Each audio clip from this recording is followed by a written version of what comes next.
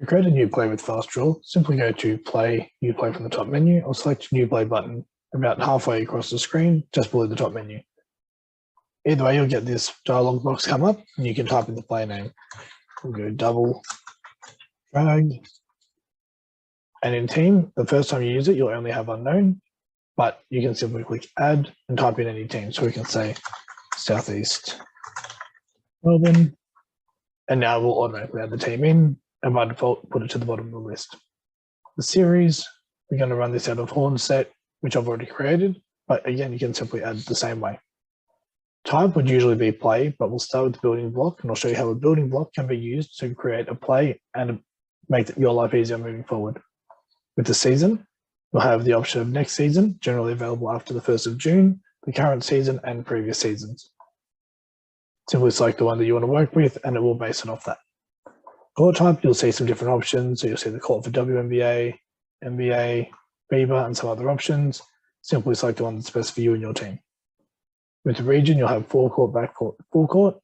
Generally, full court would only be for training drills, full court, press, offense, defense, something like that.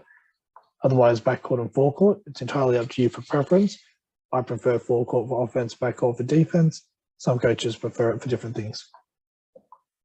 Options for including out of bounds, you can have just the left side, just the right side. If you untick the last one, it'll remove everything. Then when you select it again, you'll see everything, but you can simply select and unselect the ones you want to see. Court contents will show or hide certain things. So you can hide the lanes, the lane markings, 3-point line, depending on what's best for your team. Once you're happy, simply select OK.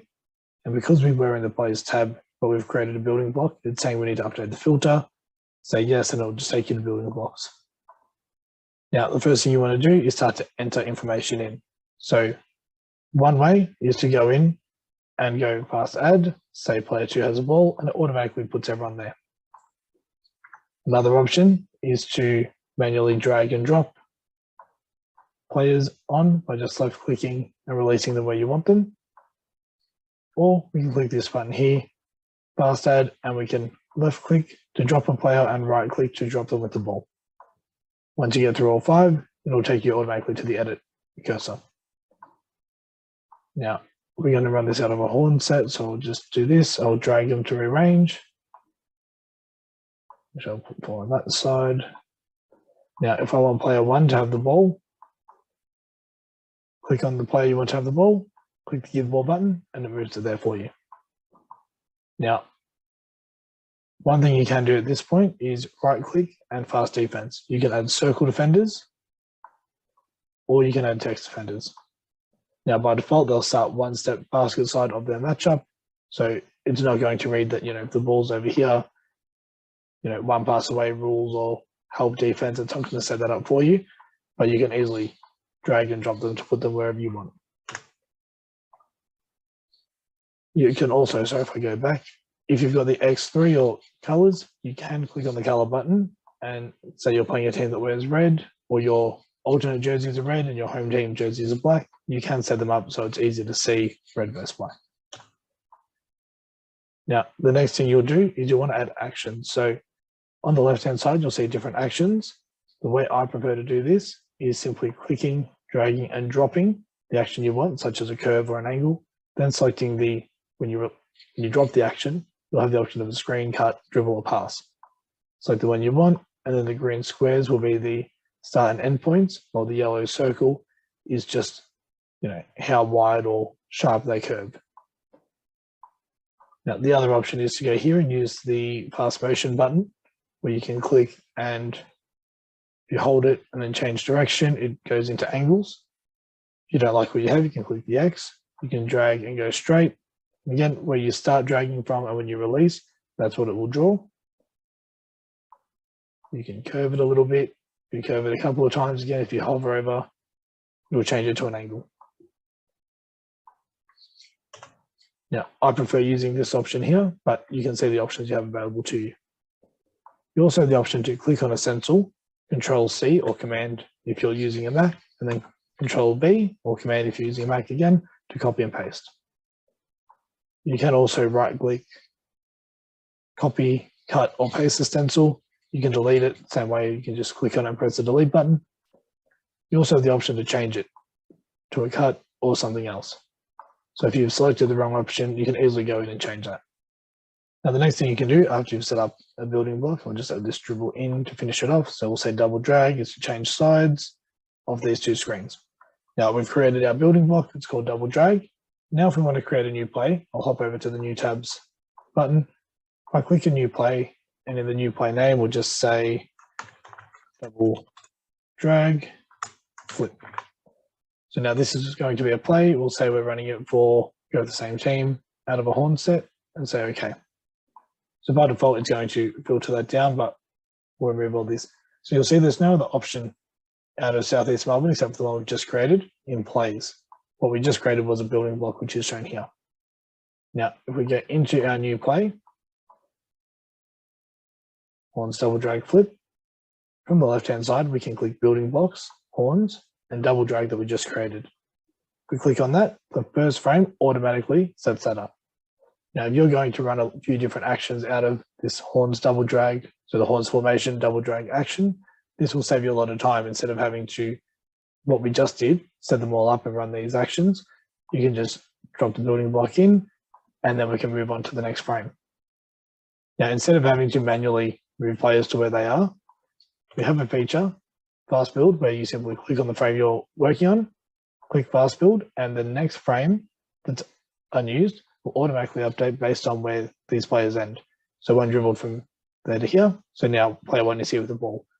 4 stepped up and set the screen here, 5 over here, and that's it. So it automatically sets that up. Now, what I'll do before I move on is I will copy this frame to the clipboard, paste the frame there, and I'll show you why in a moment. Now, if let's say the flip action is ball just sets across screen, the 5 to curl back and set an on-ball screen. So we're just trying to get this, let's say that this is what you refer to as a flip action, so that 1 can drive down the middle of the key.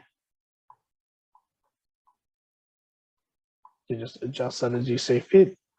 And then 4 is going to pop, and 5 is going to roll to the basket. Let's just say that's the play that we've created, and we want to show the end point.